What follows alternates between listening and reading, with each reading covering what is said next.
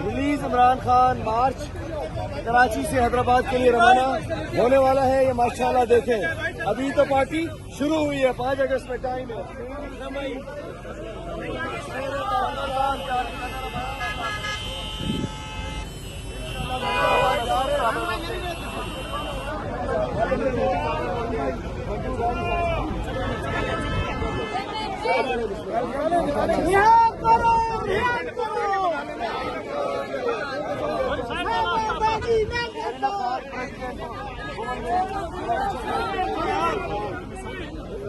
आगे साहब चलाओ गाड़ी।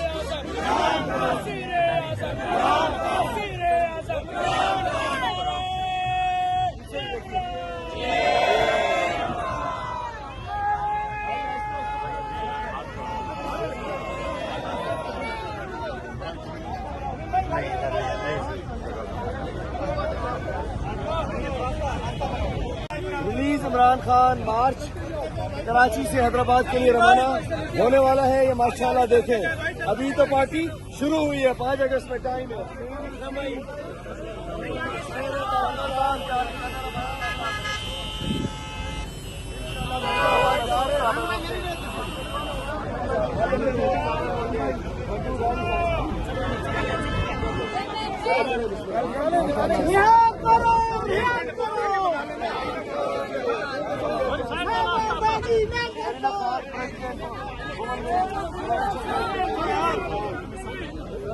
आगे साहब चलाओ गाड़ी।